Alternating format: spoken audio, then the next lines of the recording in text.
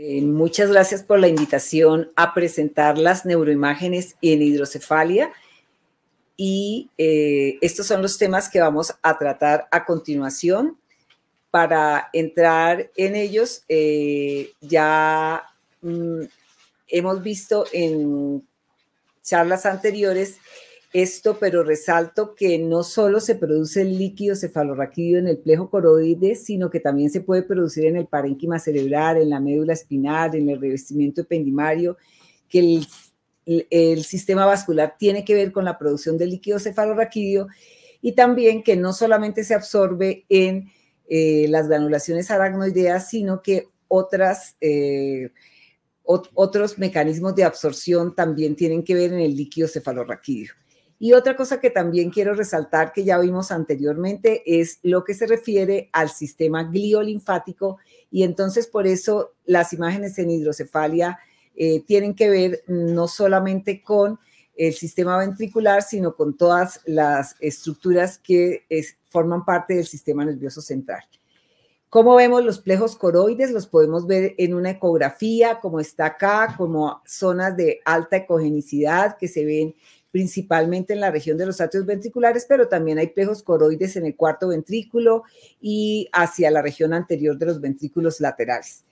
Los plejos coroides pues se ven en secuencias de resonancia magnética más fácilmente en los atrios ventriculares, como los estamos viendo aquí, y son de las estructuras que realzan normalmente con el medio de contraste.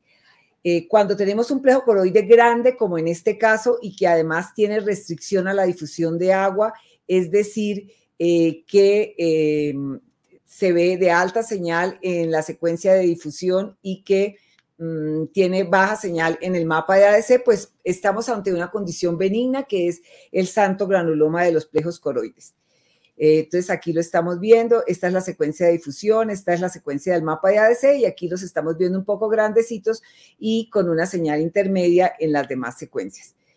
Y otro punto que también me gusta recordar es que las granulaciones aracnoideas a veces nos hacen pensar que pudiese existir alguna normalidad, pero que normalmente se pueden ver como estas imágenes quísticas que frecuentemente ocasionan indentación sobre estructuras como el hueso occipital y que simplemente estas son unas granulaciones aracnoideas prominentes que frecuentemente las vemos en las imágenes.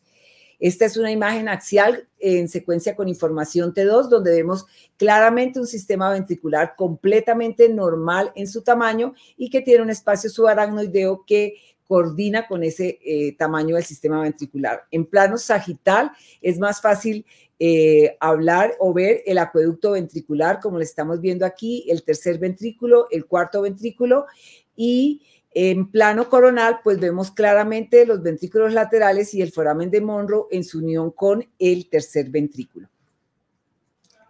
Estos son dibujos que hizo mi compañero de trabajo, el doctor Oscar Torres, y lo que muestran es cómo es la pulsatilidad del líquido cefalorraquídeo y me sirve para explicarles posteriormente cómo es la imagen que tenemos de flujo de líquido cefalorraquídeo con resonancia magnética. Entonces, estas imágenes se hacen con coordinación con la frecuencia cardíaca porque la pulsatividad del líquido cefalorraquídeo pues tiene que ver con la sístole y la diástole. Entonces vamos a pasar estas imágenes que nos muestran cómo en sístole entra la sangre al tejido, pues al cerebro y también al parénquima cerebral, y como después rápidamente vemos que no solamente los plejos coroides, sino también parte de esta sangre forma parte del líquido cefalorraquídeo, y en sístole pues hay un descenso de ese líquido cefalorraquídeo que empieza en ese momento, pero que más claramente se ve en la diástole cuando entra el líquido cefalorraquídeo en vez de salir. Entonces, este es el mecanismo que se usa en resonancia magnética, secuencias de fase contraste, como les dije, con coordinación con el líquido cefalorraquídeo, y vamos a ver ese líquido cefalorraquídeo en imágenes dinámicas que nos pueden mostrar esa fisiopatología o esa dinámica del líquido cefalorraquídeo. También tenemos otras imágenes que son muy bonitas, que son estas secuencias que realmente son anatómicas, pero son muy finas y nos permiten ver cualquier sitio donde anatómicamente pueda obstruirse ese paso al líquido cefalorraquídeo. Entonces, en sístole lo vamos a ver en general en blanco, como lo estamos observando acá, y en diástole, que es al contrario de la pulsatividad de la sangre, entonces lo vamos a ver en oscuro. Pero mejor miremos una imagen que nos permita ver esa situación. Entonces, por favor, me pones a correr este video. Vamos a mirar cómo en esta imagen dinámica del líquido cefalorraquídeo, ustedes ven que cambia el color del líquido cefalorraquídeo que está rodeando el tallo cerebral, por ejemplo. Entonces lo estamos viendo en blanco y estamos viendo en negro, y lo normal es que veamos flujo del líquido cefalorraquídeo anterior y posterior, y que lo vamos viendo en las diferentes etapas. Ahora vamos a ver este caso, que es un paciente a quien se le realizó una ventriculostomía, una tercer ventriculostomía. En este caso nos importa ver el líquido cefalorraquídeo, cómo pasa adecuadamente en el sitio de la tercer ventriculostomía y es completamente permeable. Repitamos ese video, por favor. Y ahí entonces vean ustedes cómo aquí en el sitio donde fue realizada la tercer ventriculostomía es donde está ocurriendo el flujo de líquido cefalorraquídeo y no en otros sitios anatómicos. Este es un caso posoperatorio de una malformación Chiari, donde se logró adecuadamente el paso del líquido cefalorraquídeo, y ya nuevamente ustedes ven cómo va cambiando. Vamos viendo fluir el líquido cefalorraquídeo y los colores dependen blanco o negro de acuerdo a si es sístole o diástole. Entonces, este es uno de los avances en las imágenes en resonancia magnética que nos permite evaluar ese flujo del líquido cefalorraquídeo, que es un factor muy importante en la hidrocefalia. Pero entonces miremos ahora cuando hablamos de hidrocefalia en imágenes convencionales y veamos que el hallazgo clásico es la ventrículomegalia. ¿Qué quiere decir ventrículomegalia? Ventrículos grandes, como lo estamos viendo en estas imágenes. Y nosotros lo que pretendemos es diferenciar cuando tenemos ventrículomegalia si lo que tenemos realmente es una hidrocefalia o tenemos atrofia. Y estos son los puntos claves para diferenciarlos. Si tenemos atrofia, generalmente se mantiene la forma de los ventrículos. Yo siempre les digo que la talla de los ventrículos es similar a la del espacio subaracnoideo periférico, es decir, que si tenemos unos ventrículos talla pequeña o S, también el espacio subaracnoideo debe ser así, y que si los ventrículos son grandes, como en la atrofia, entonces la talla del espacio subaracnoideo periférico también es grande. En general, los cuernos temporales son concordantes con el resto del sistema ventricular, mientras que si tenemos hidrocefalia va a haber un cambio en la forma de los ventrículos, se van a ver abombados. Existirá una discrepancia entre el tamaño del sistema ventricular y el espacio subaracnoideo periférico, es decir, la talla de los ventrículos va a ser grande, pero la talla del espacio subaracnoideo periférico va a ser pequeña. Va a haber dilatación de los cuernos temporales, generalmente discordante con el tamaño del resto del sistema ventricular, y podemos encontrar paso transependimario del líquido cefalorraquídeo. Entonces, en este ejemplo, ustedes claramente van a saber que existe atrofia, porque tenemos los ventrículos grandes, el espacio subaracnoideo es grande, pero noten ustedes que aún no tenemos un cambio en esta concavidad de los cuernos frontales de los ventrículos laterales, porque los ventrículos mantienen su forma. De igual manera, en estos pacientes adultos, donde tenemos que el espacio subaracnoideo y el sistema ventricular, ambos son de la misma talla, son grandes, la forma del ventrículo se mantiene, noten los recesos del tercer ventrículo como no están dilatados, y en este caso ya tenemos una duda en si realmente existe algo de hidrocefalia o existe solamente atrofia. En cambio, en este paciente que tiene un infarto del cerebelo que comprime el cuarto ventrículo, claramente vemos que los ventrículos son grandes, el espacio subaracnoideo está completamente obliterado, o sea, es muy pequeño, están ampliados los recesos del tercer ventrículo, los cuernos temporales están muy dilatados, hay áreas de hipodensidad periventricular, que es lo que nos indica que hay paso transependimario de líquido cefalorraquídeo, y la forma del sistema ventricular se cambia. Noten ustedes cómo esta concavidad que tienen los cuernos frontales de los ventrículos laterales se cambia y se convierte tal vez en una convejidad. Y en este caso también, que se trata de un paciente con hidrocefalia de presión normal. Noten que en particular si comparamos el tamaño del sistema ventricular con el espacio subaracnoideo de la convejidad, pues hay una clara discrepancia. De nuevo hay cambio en la forma del sistema ventricular, amplios en los recesos del tercer ventrículo y paso transependimario del líquido cefalorraquídeo. Entonces creo que hemos aprendido a diferenciar entre la ventriculomegalia cuando se trata de hidrocefalia o cuando se trata de atrofia. Veamos entonces ahora la hidrocefalia y vamos a mirar que tenemos dos puntos, y digamos que dos clases. Una cuando hay obstrucción, que es la mayoría de los casos, tenemos una obstrucción al paso del líquido cefalorraquídeo, bien sea intraventricular o extraventricular o comunicante, y o si tenemos una hidrocefalia de presión normal, donde no solamente influye la obstrucción, sino otros de los mecanismos de producción de líquido cefalorraquídeo que ya han sido muy bien tratados en estas conferencias. Entonces, cuando vamos a ver la hiperproducción de del líquido cefalorraquídeo, traigo esto que hablan estos autores, en los cuales realmente, raramente la hidrocefalia es el resultado de hiperproducción del líquido cefalorraquídeo, como puede ocurrir en este paciente, que es un niño que tiene una masa anormal en el plejo coroide en el lado izquierdo y que es un papiloma, o bien puede ser, como en este caso, un carcinoma, donde hay realmente una hiperproducción del líquido cefalorraquídeo, y esta es digamos que la clásica o en la que realmente uno puede decir que existe una hidrocefalia por hiperproducción de líquido cefalorraquídeo. También pueden otros autores dividir la hidrocefalia en aquella que es aguda, donde hay una obstrucción intraventricular que es reciente, y otra crónica, en la cual la dividen a su vez en una obstructiva crónica comunicante y la de la disminución de los capilares intracraneales, o la que tiene que ver con las pulsaciones intracraneanas, que se refiere más a la hidrocefalia de presión normal. Pero yo les voy a hablar acá básicamente de cuáles son los criterios radiológicos para decir que existe hidrocefalia. Y subrayo unas que me parecen más importantes. Ya lo hemos hablado, la discordancia entre el tamaño del sistema ventricular y el espacio subaracnoideo periférico. Eso es clásico. El edema intersticial, que es el paso transependimario del líquido cefalorraquídeo a través de las paredes de los ventrículos. El adelgazamiento y elevación del cuerpo calloso, la disminución de la distancia mamilo-pontina, el agrandamiento de los recesos del tercer ventrículo y en particular de los cuernos temporales de los ventrículos laterales, y otros índices que vamos a ver en adelante.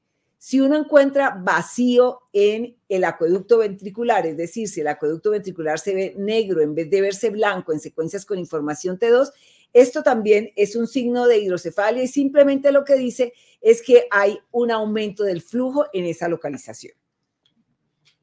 Entonces, este es el índice de Evans. ¿Dónde vamos a medir el índice de Evans? Es la relación entre el ancho máximo de los cuernos frontales, donde ustedes se encuentran en un plano axial, que los cuernos frontales se ven más grandes, y ahí mismo vamos a hacer una correlación con el ancho del cráneo, o sea, el diámetro interno del cráneo, y este es la manera como se mide el índice de Evans, y todos tenemos en la mente que ese índice de Evans normalmente es aproximadamente 0.3. Pero este artículo también se los traigo para que tengan en cuenta que eso varía con la edad y con el sexo de las personas. Entonces, es importante que si encontramos ese índice de Evans un poquito por arriba de 3, pero es un paciente de 90 años, pues no va a ser tan importante como si es una persona más joven. Entonces, la otra medida que también clásicamente hacemos es el ángulo del cuerpo calloso. ¿Dónde debe medirse el ángulo del cuerpo calloso? Acá tenemos la comisura anterior, acá está la comisura posterior. Entonces debe medirse en un corte perpendicular a la imagen coronal, en una imagen coronal que sea perpendicular a la comisura posterior, y en ese sitio que es generalmente cuando ustedes ven que posteriormente ven unidos los ventrículos, es en ese punto donde se debe medir ese ángulo del cuerpo calloso. ¿Qué significa? Miren que está de acuerdo también con el cambio en la forma de los ventrículos. Al abombarse los ventrículos, pues ese ángulo se va a disminuir. Y se dice que para hidrocefalia de presión normal en general está entre 50 a 80 grados, pero realmente cuando uno habla solamente del valor normal, uno sabe que el valor normal es entre 100 y 120 grados. Claro, entre más disminuido esté, pues más hidrocefalia probablemente vamos a tener. Y este artículo nos muestra simplemente que hay que tener en cuenta la rotación, porque si cambia la rotación de cómo está hecho ese plano coronal, también va a tener variabilidad, como todas las medidas en general, pues pueden tener una variabilidad. Y este otro artículo que muestra ese ángulo calloso que lo miden no solamente en el sitio anterior, que es con la comisura posterior, sino también lo miden a la altura de la comisura anterior. Pero básicamente lo que quiero que tengan en cuenta es que al cambiar la forma de los ventrículos, ese ángulo se va a disminuir y eso es lo que significa ese ángulo. ¿Qué significan estas medidas que son tradicionales, que son planares y lineares cuando estamos en la era de la resonancia magnética volumétrica? Este artículo pues nos muestra que la precisión de esas medidas del ángulo del cuerpo calloso y del índice de Evans es más o menos entre 86 y 93.4%, mientras que el modelo de regresión que utilizó predictores volumétricos es del 94.3%, o sea, podemos decir que siguen siendo buenas esas medidas que son planares. Otra medida, yo aquí hablando de medidas y a mí no me gustan las medidas, pero el otro es la distancia mamilopontina. ¿Qué significa eso? La distancia entre los cuerpos mamilares y el puente, como está señalado allí, y entonces se dice que el valor normal debe ser mayor de 5.5 milímetros. Y que cuando está disminuida, pues también es otro de los signos que nos habla de que existe hidrocefalia. Esto para decirles que un solo signo no puede hablarnos a nosotros de hidrocefalia. Son las imágenes axiales de este paciente a quien le medí la distancia y me dio 4 milímetros por debajo de lo normal, pero por supuesto no tiene hidrocefalia. Entonces, pero en este caso sí les puedo mostrar cómo este paciente que tiene un tumor en la fosa posterior, que tiene oclusión del cuarto ventrículo e hidrocefalia, pues tiene una clara disminución de esa distancia mamilopontina. El agrandamiento del tercer ventrículo y de los cuernos temporales son muy buenos signos para hablar de hidrocefalia en contra de atrofia, y también se muestran estas imágenes el área de alta señal alrededor de los ventrículos que puede indicar el paso transependimario líquido cefalorraquídeo. Sin embargo, ojo, en personas de mayor edad, recuerden que los cambios de leucoencefalopatía pueden lucir similares. Entonces, ahora volvamos acá a nuestro cuadro y vámonos a ver algunos ejemplos. En este caso vamos a mostrar casos de hidrocefalia que se llama intraventricular. ¿Qué quiere decir? Es obstructiva, la obstrucción está dentro del sistema ventricular y es la que se denomina también no comunicante. Claramente ven ustedes acá una masa que está desde el vermis ocluyendo el cuarto ventrículo y que está ocasionando hidrocefalia, y noten cómo el tamaño del sistema ventricular está diferente del espacio subaracnoideo periférico. En este niño no tienen por qué tener este tamaño tan grande los cuernos temporales, y aunque no hay paso transependimario de líquido cefalorraquídeo, sí es claramente una hidrocefalia intraventricular no comunicante, en este caso por un meduloblastoma. Este otro paciente también es un niño que tiene sus ventrículos en primer lugar asimétricos en el tamaño. ¿Qué vemos? De nuevo, miren ustedes el tercer ventrículo dilatado, los cuernos temporales dilatados y redondeados y con cambio en la forma de los ventrículos, y las imágenes, el cuarto ventrículo es completamente normal. Fíjense que el tamaño del cuarto ventrículo es completamente normal. ¿Dónde está la oclusión? Pues en el acueducto ventricular. Este paciente tiene una estenosis del acueducto de Silvio. Entonces, cuando tenemos una hidrocefalia, como les dije, la mayoría son obstructivas, vamos a buscar cuál es el sitio de la obstrucción y cuál es la causa. Aquí muestro alguna lista que dice cuáles son las causas más frecuentes en el foramen de Monro, los quistes coloides, en el acueducto tumores de la glándula pineal, estenosis misma acueductal, cisticercos, gliomas, en el cuarto ventrículo meningitis, sangrado con oclusión, compresión por neoplasias, como hemos dicho, y en foramen magno, muy importante, la malformación de Chiari, que a menudo la podemos ver asociada con hidrocefalia. Miren, vamos a mostrar algunos ejemplos. Este niño en esta ecografía tenía un quiste que estaba localizado en la fosa posterior, pero en ese momento el tamaño de sus ventrículos era completamente normal. Sin embargo, a lo que evolucionó al crecer el quiste es que hizo una compresión sobre el acueducto ventricular y generó una hidrocefalia de tipo no comunicante. Este es un paciente que tiene un infarto cerebeloso agudo y que también presenta con una hidrocefalia de tipo no comunicante. Aquí tenemos un paciente que tiene un glioma que está localizado en el tallo cerebral y que está obstruyendo de adelante hacia atrás el acueducto ventricular y que tiene todos los signos de hidrocefalia: grande los ventrículos, pequeño el sistema ventricular, cambio en la forma, aumento o dilatación de los recesos del tercer ventrículo y paso transependimario del líquido cefalorraquídeo. En este otro caso, una malformación cavernosa muy localizada en la protuberancia que ha sangrado y por supuesto comprime posteriormente el cuarto ventrículo y ocasiona hidrocefalia con estos mismos signos que ya vimos: tamaño agrandado de los ventrículos, espacio subaracnoideo periférico pequeño, dilatación de los cuernos temporales. Pero en este otro caso, noten que ¿qué es lo que tenemos? Es un paciente que tiene una cefalea aguda, la peor de su vida, y ya todos saben que tiene una hemorragia subaracnoidea, que pues la causa más frecuente es un aneurisma.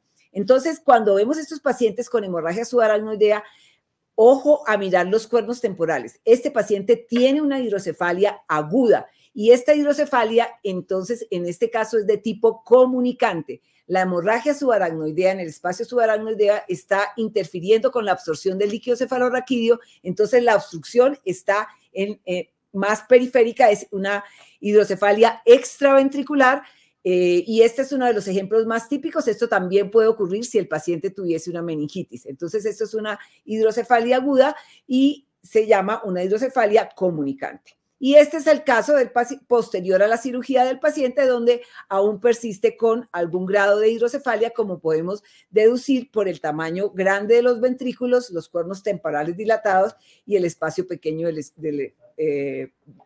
el espacio subaracnoideo pequeño.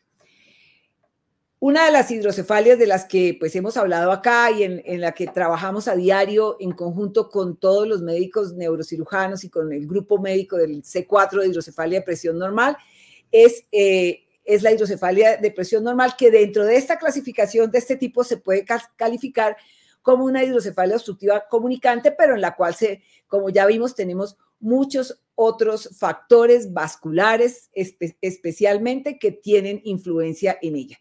Entonces, aquí vemos un sistema ventricular dilatado y pues lo importante o lo clásico en la hidrocefalia de presión normal es que el sistema ventricular, pues como les dije antes, es discrepante con el espacio subaracnoideo, pero como tal vez decía Fernando antes, si no miramos todas las imágenes, realmente no siempre podemos decir que esto no se trate solamente de atrofia. Pero es importante entonces, por ejemplo, mirar esta forma de los ventrículos. Esta forma de los ventrículos es anormal y habla realmente de hidrocefalia.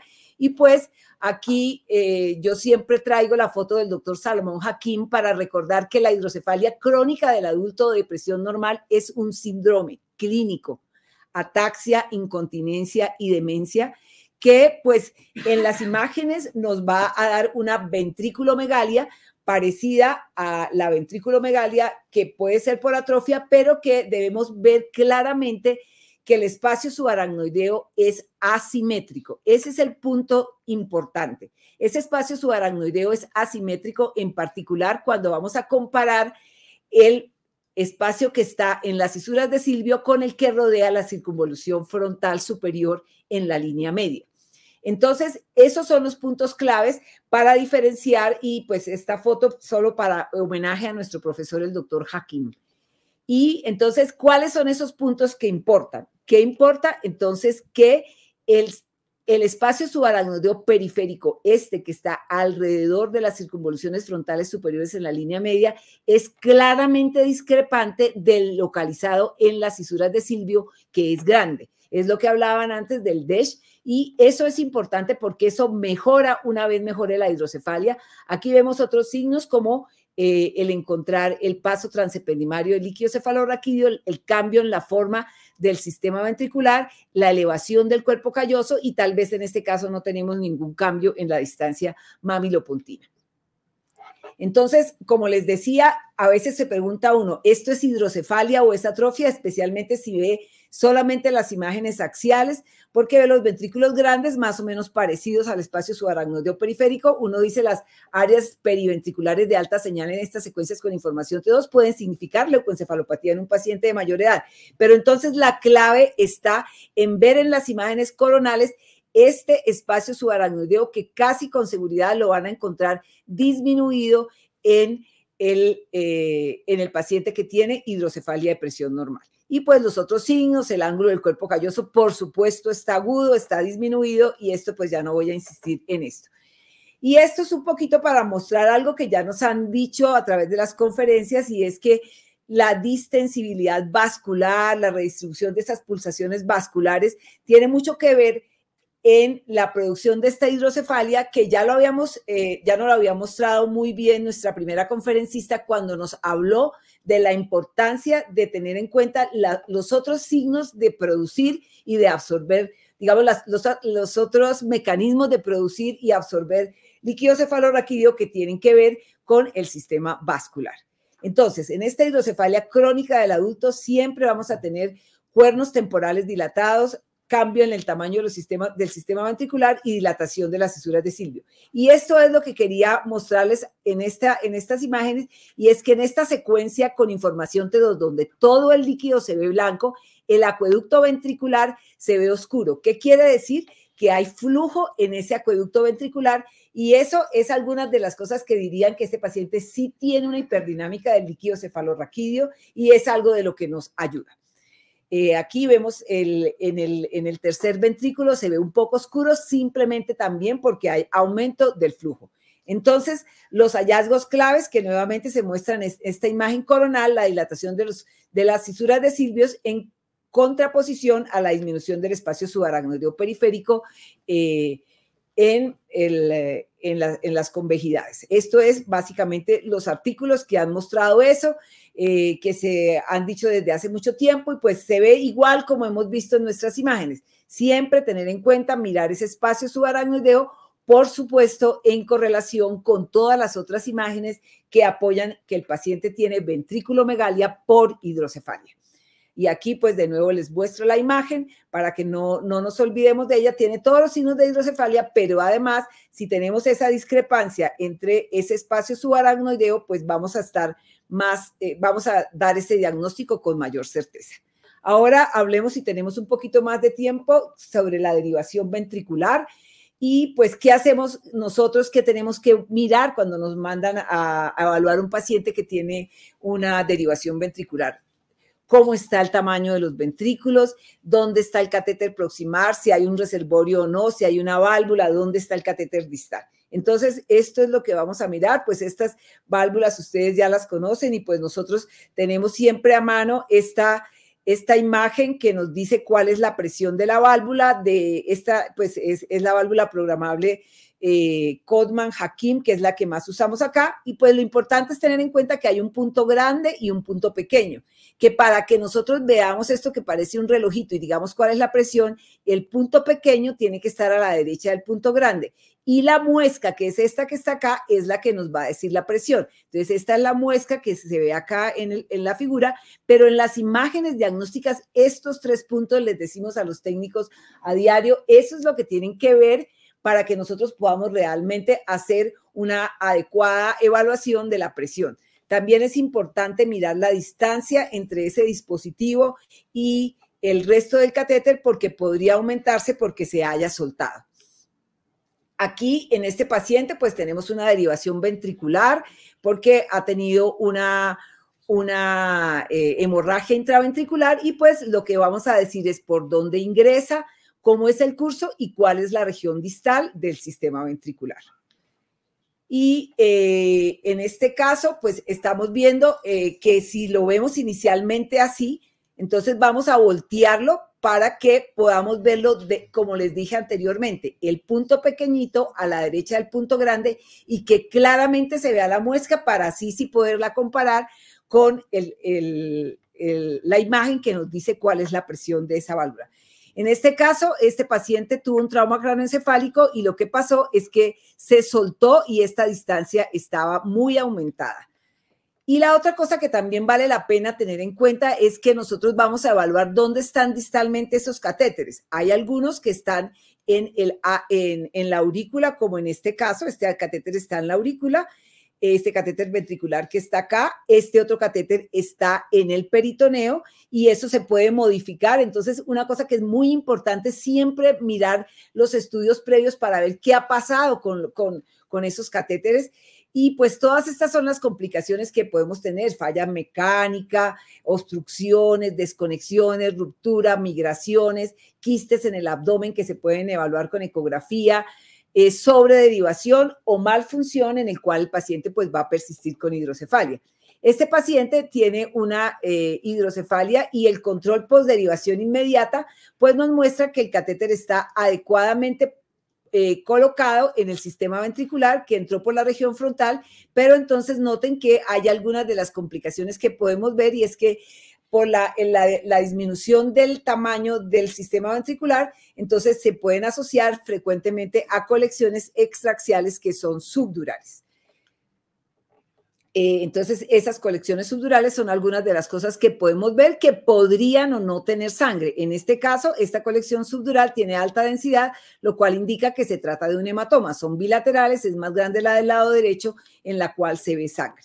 Este paciente tiene una hidrocefalia de presión normal, con todos los signos, y posderivación inmediata. Una de las cosas importantes es que nosotros no debemos esperar que a estos pacientes posderivación inmediata tenemos disminución del sistema ventricular. No, el sistema ventricular va a permanecer dilatado porque básicamente lo que queremos en esta imagen de derivación inmediata es ver dónde está el catéter, nada más. No vamos a esperar, entonces no le debemos decir, no, no se ha mejorado la hidrocefalia. No, eso se va ajustando posteriormente. Entonces, esto es para mirar exactamente dónde está el catéter. Y miren lo importante de mirar los estudios anteriores. Este paciente tenía una derivación que entraba por la región parietal con extremo distal en el sistema ventricular adecuadamente, pero el control posterior, ¿qué nos mostró? Que el catéter se había desplazado si lo comparamos con el anterior. Entonces, no tenemos tan fácil ese diagnóstico si no miramos el anterior y miren todo lo que se alcanzó a desplazar ese catéter en un par de semanas. Entonces, este catéter, el paciente tuvo aumento del sistema ventricular, está disfuncionando simplemente porque se ha desplazado. Esta es otra de las condiciones que podemos tener y es lo que se denomina ventrículos en hendidura, es decir, los ventrículos están muy pequeños. Esto podría asociarse o no a colecciones extraaxiales porque es un signo de sobrederivación, pero ojo también a compararlo con estudios previos. Hay pacientes que este es el tamaño ventricular que les sirve para estar bien. Entonces, siempre si comparamos con el anterior, vale la pena para no incurrir en errores de diagnóstico. Este paciente, después de una derivación, persiste, entonces tenemos una disfunción valvular, o sea, persiste la hidrocefalia y desafortunadamente al colocar un nuevo catéter, el paciente ha presentado un sangrado, pues aumenta más el tamaño de su sistema ventricular. En este caso, pues tenemos que pueden existir estas colecciones extraaxiales, también pueden tener aire, eventualmente, eso también puede ser una de las complicaciones ventriculares. Y otra de las cosas que podemos ver es que el ventrículo, el sistema ventricular se vea muy asimétrico. En este caso tenemos una derivación ventricular que está localizada en el ventrículo lateral en el lado derecho, pero debe haber alguna alteración anatómica que hace que no haya una adecuada comunicación entre los ventrículos, de tal manera que esa derivación ventricular solo está derivando el lado derecho del sistema ventricular y es lo que llamamos un ventrículo atrapado. El otro ventrículo está atrapado y no está derivado adecuadamente. Este es un caso de un neumoperitoneo secundario a una perforación de un asa y el neumoperitoneo está acá por la parte distal del sistema de derivación ventricular. Otra de las cosas que podemos ver finalmente es que en el cuerpo calloso, por donde pueden pasar los elementos de derivación ventricular, podemos encontrar hallazgos en resonancia magnética. La mayoría de los casos de pacientes que tienen sistemas de derivación ventricular se evalúan con tomografía computada y yo creo que por eso casi no vemos estas imágenes.